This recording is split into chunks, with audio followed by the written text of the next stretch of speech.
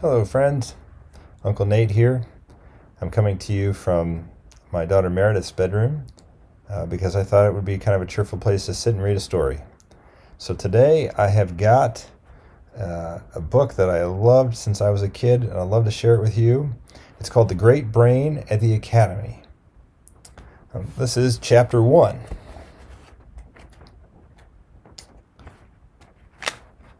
Tom spots a card shark. When my brother Tom began telling people in Aidenville, Utah, that he had a great brain, everybody laughed at him, including his own family. We all thought he was trying to play some kind of a kid's joke on us. But after he had used his great brain to swindle all the kids in town and make fools of a lot of grown-ups, nobody laughed at my brother anymore. I think that was why just about everybody in town, except his own family, was glad to see Tom leave. He left Aidenville on September 1, 1897, and I couldn't help thinking that Papa must have felt kind of relieved too, although he didn't show it. Papa was editor and publisher of the Aidenville Weekly Advocate and was considered one of the smartest men in town. But some of the shenanigans Tom had pulled with his great brain were enough to make Papa feel like a blooming idiot. Now he wouldn't have to worry about men dropping into his office to complain that Tom had swindled their sons. Mama cried a lot at the depot, but she also must have felt at least a little relief. She wouldn't have to worry for the next 9 months about mothers telephoning her to complain about Tom. The truth of the matter, though, was that although Tom had been a junior grade confidence man since he was 8 years old, he had never really cheated anybody. With his great brain, he simply devised schemes that made people swindle themselves. Tom and my oldest brother Swain were bound for the Catholic Academy for Boys in Salt Lake City. We only had a one-room schoolhouse in Aidenville where Mr. Standish taught the 1st through the 6th grades. Any parents wanting their kids to get a higher education had to send them to Salt Lake City.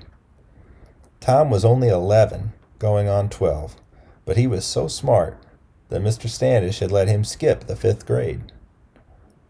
Swain was 2 years older and going back to the academy for his 2nd year. A stranger who saw us 3 brothers together would never have guessed we were related. Swain looked like our Danish-American mother, with blonde hair and a light complexion. I had dark, unruly hair and dark eyes, just like Papa. Tom didn't look like either Mama or Papa unless you sort of put them together, and he was the only one in the family who had freckles. Now, Tom promised to write to me every week. The first letter I received told me how he had spotted a card shark on the train. I didn't find out all the details, though, until my brothers came home for Christmas vacation. Then I got Swain to tell me what had happened, and later Tom told me what had happened. But there was something wrong. Swain didn't mention several things that Tom told me, and Tom didn't mention his invention for trains, which Swain told me all about. That's why I figure the only way to tell what really happened is to put their stories together and tell it in my own way. Well, Tom admitted he felt down in the dumps as the train pulled out of Aidenville. I couldn't blame him. It was the first time he had ever been away from home. I knew when I became old enough to go to the academy that I would probably bawl like a baby. "Go ahead and cry," Swain said as the train left the depot. "It's nothing to be ashamed about. I know I did last year, my first time away from home."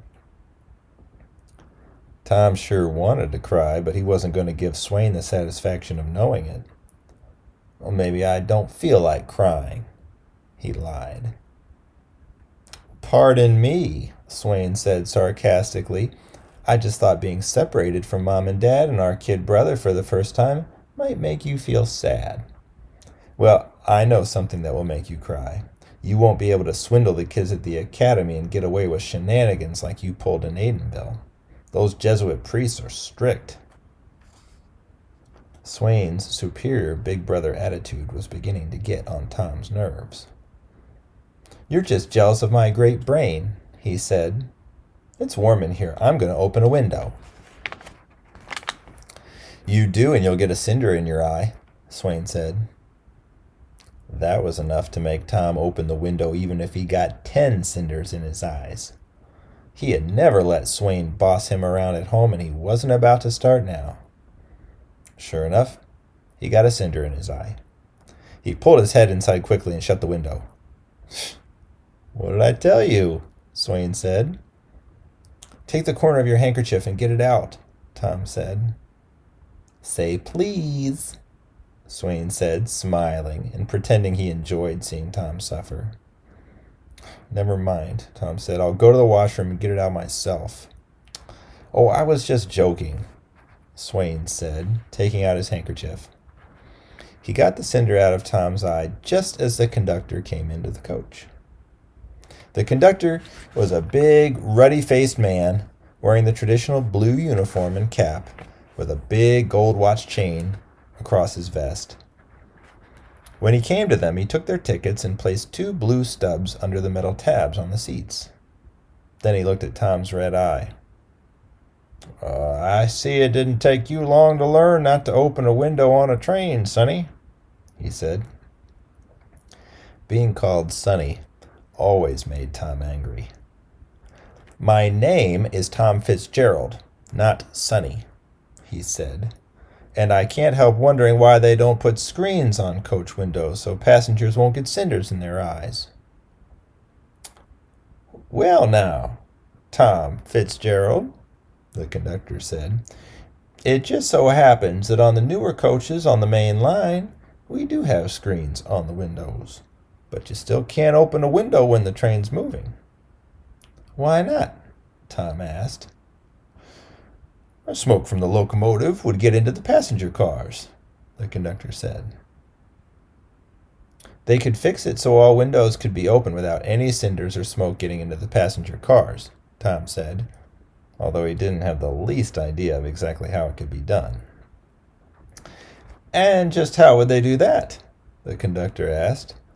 "I'm sure the president of the railroad and of every other railroad would be delighted to know." Tom didn't miss seeing the conductor wink at the other passengers. He tapped his index finger to his temple. "I'll put my great brain to work on it," he said, "and let you know when you finish collecting tickets." "I'll be back," the conductor said. I wouldn't miss hearing this for the world. All the passengers in the coach except Swain began to laugh. Swain felt so embarrassed that he slid way down in his seat. "You've only been on this train for about 10 minutes, he said, "and you've already made us a laughing stock of everybody in this coach." "They won't be laughing very long," Tom said, confident that his great brain would not let him down. "You must be plumb loco," Swain said with disgust. "They have engineers with years of experience designing trains. If there was any way to open windows without getting cinders and smoke into the passenger cars, they would have invented it." Do you think that made Tom give up? Heck no. The men who built Conestoga wagons and prairie schooners never thought of putting brakes on them, Tom said. Thousands of immigrants who came west had to chain their rear wheels when going down a grade.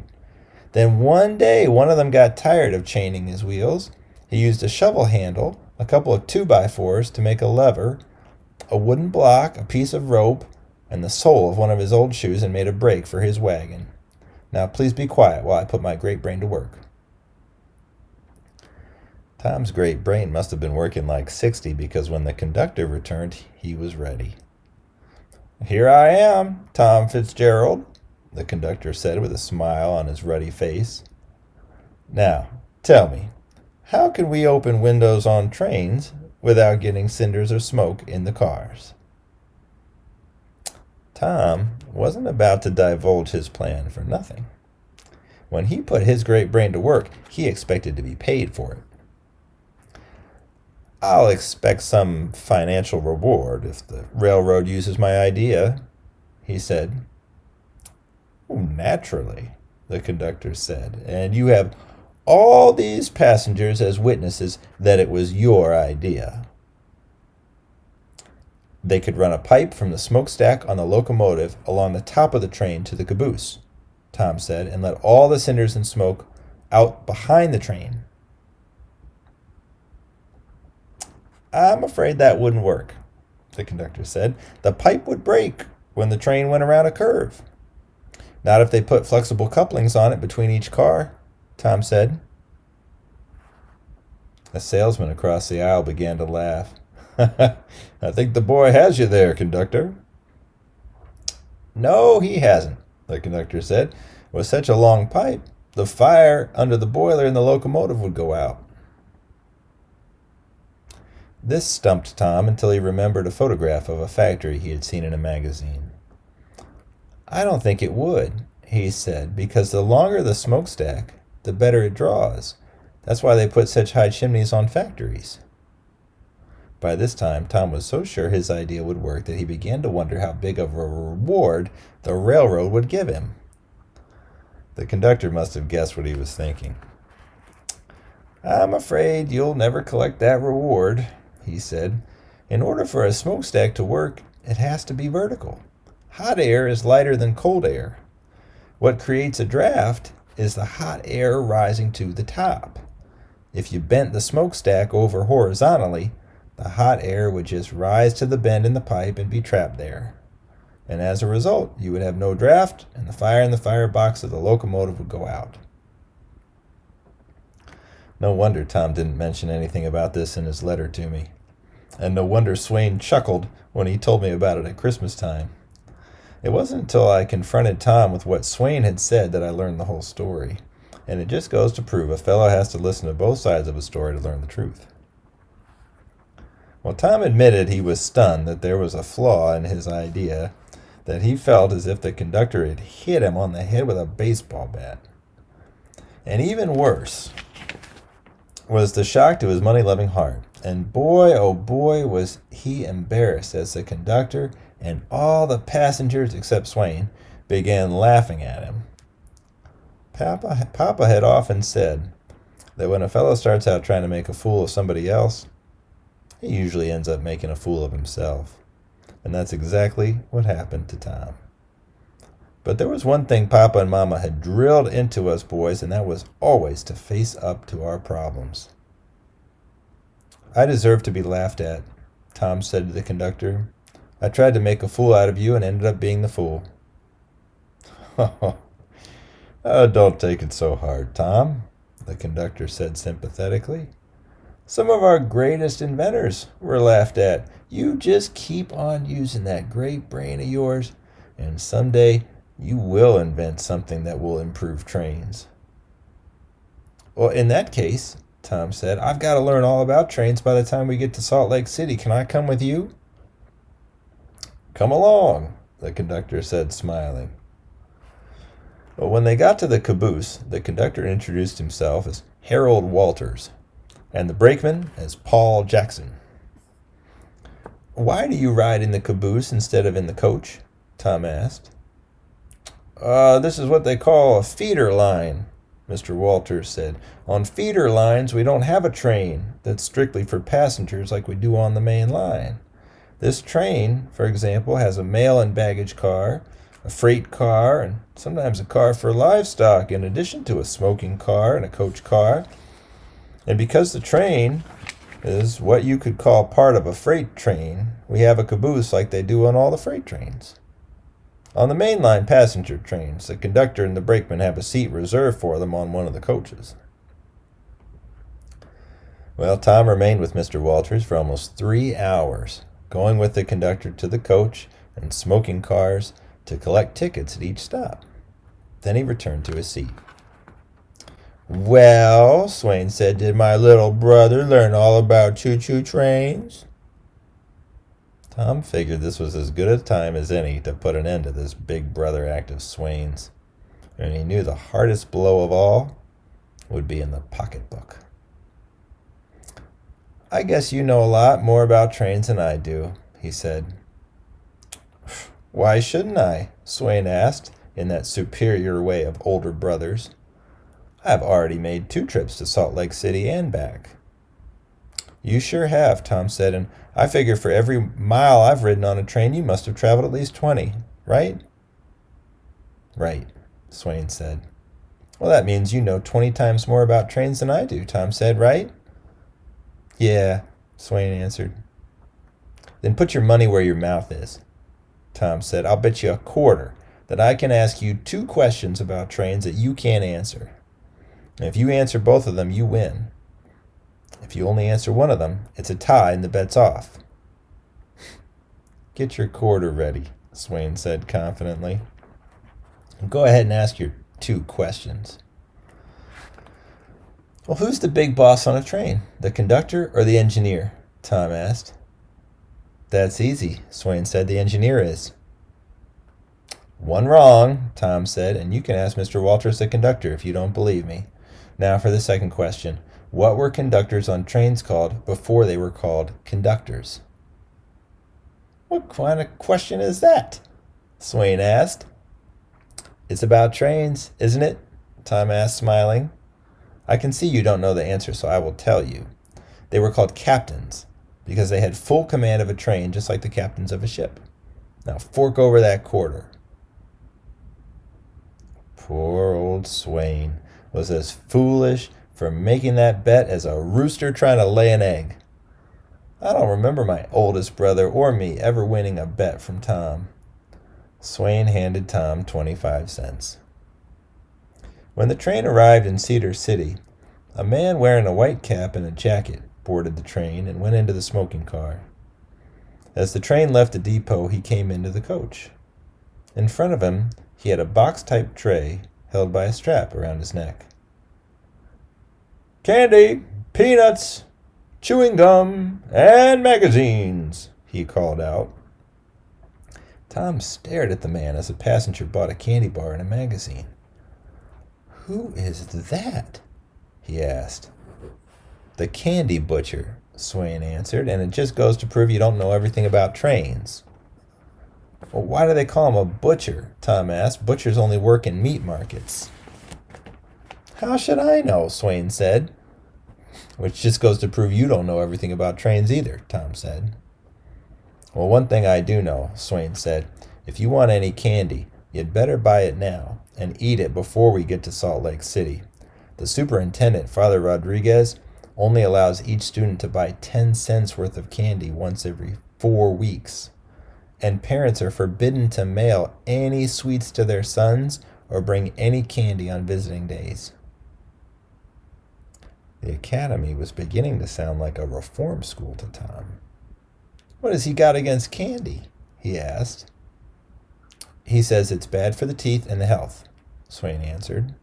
And if you have any candy when you get there, he'll take it away from you. Don't worry about it, Tom said. My great brain will figure out a way for us to have all the candy we want. You get caught smuggling candy into the academy, and you'll get demerits and punishment, Swain said. And if you get 20 demerits in 1 month, you can be expelled.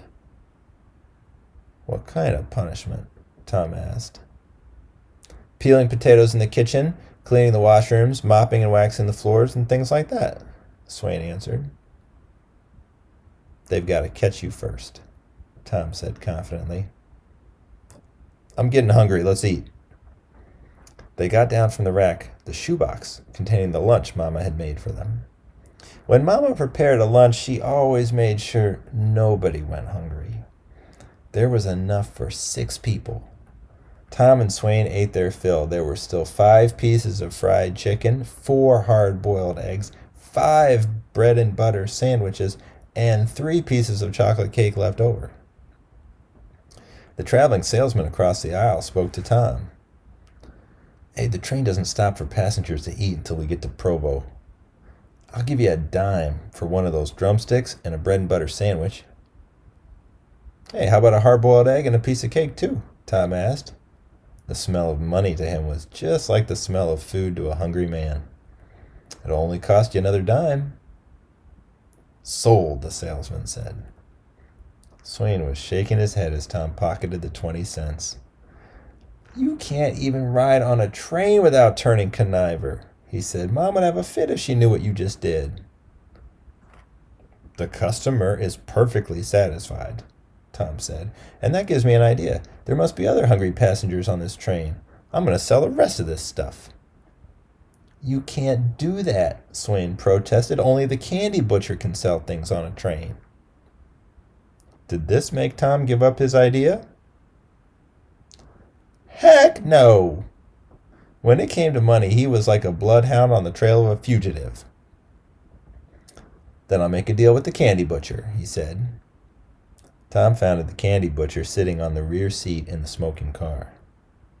Let me sell this food on the train, he said, and I'll buy candy with all the money I get. Is it a deal? It sure is, the candy butcher said. See those 4 men playing poker on a suitcase at the end of the car? They were complaining because I don't sell sandwiches like they do on the main line. Try them. Tom walked to the other end of the smoking car. Hey, the candy butcher told me you men were hungry, he said. A piece of home-fried chicken and a bread and butter sandwich will cost you a dime. The hard-boiled eggs are a nickel and the cake 10 cents. Tom collected 75 cents from the hungry poker players and then stood watching the game. The men were playing stud poker. A man the other players called Mr. Harrison was winning, and a man named Baylor, who looked like a rancher, was the big loser. The other 2 players were complaining about losing also. Tom watched while 4 hands were played, and he knew why Mr. Harrison was winning. He decided to tell Mr. Walters about it. He stopped and gave the candy butcher the 75 cents, saying he would get the candy later. He found Mr. Walters in the caboose with the brakeman. Is it part of your job to watch out for card sharks? Tom asked. It certainly is, Tom, the conductor said. You see, whenever a passenger loses money to a card shark on a train, he never blames the card shark or himself. He always blames the railroad. Now, why do you ask? Those 4 men playing poker in the smoking car are using a marked deck of cards, Tom answered.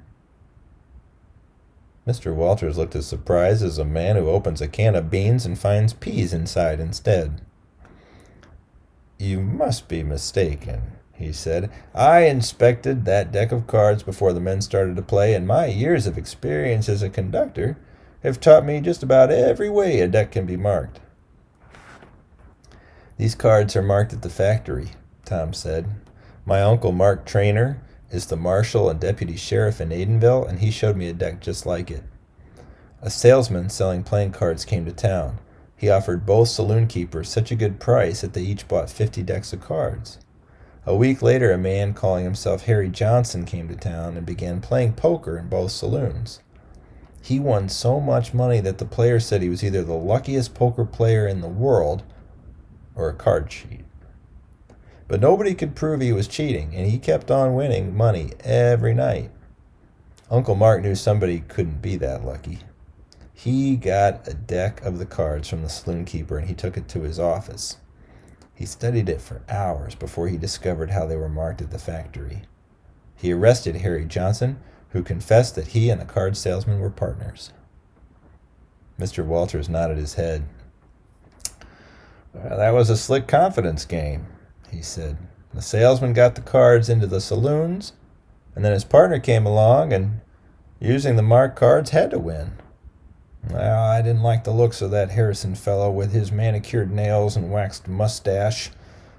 They're his cards. They went to the smoking car and waited until the poker players finished playing a hand. Mr. Harrison won again. Then Mr. Walters picked up the deck of cards. Hey, what's the idea? Mr. Harrison asked. You checked these cards, and so did these 3 gentlemen before we started to play. Well, then you won't mind if my friend here takes a look at them, Mr. Walters said, handing the deck to Tom. Hey, that's the kid who sold us the food, Mr. Harrison said. What is this, some kind of a joke? The moment Tom spotted the marked deck of cards, he had put his great brain to work on how to make financial advantage of the situation. He looked at Mr. Walters. "If I can prove this deck is marked, will Mr. Harrison have to return all the money he's won?" he said. "Oh, he certainly will," the conductor said. Then Tom looked at the three losing poker players. "I figure it should be worth $1 apiece to you to know how these cards are marked so you can get your money back," he said. Mr. Baylor nodded his head. "You figure right, boy," he said. Tom held the deck with the faces down and dealt out 5 piles of cards with just 4 cards in 4 of the piles and the rest in the 5th pile. "This deck has a small diamond design on the back like most playing cards," Tom said. "The diamonds are arranged at the place where the cards are manufactured, so anybody who knows the secret can tell how many high cards the other players have by looking at the backs." He pointed at one of the piles. "These 4 cards have full diamonds across the top and bottom edges, which means they're the 4 aces," he said. Mr. Baylor turned the 4 cards over, revealing the 4 aces. Tom pointed at another pile. "These 4 cards have half diamonds across the top and bottom edges, which means they are the 4 kings," he said. Mr. Baylor turned over the 4 kings. "And this pile," Tom said, "has quarter diamonds across the top and bottom edges, which means they are the 4 queens." Mr. Baylor turned over the 4 queens. "This last pile of 4 cards," Tom said, "has full diamonds down both sides, which means they are the 4 jacks." He turned over the 4 jacks himself.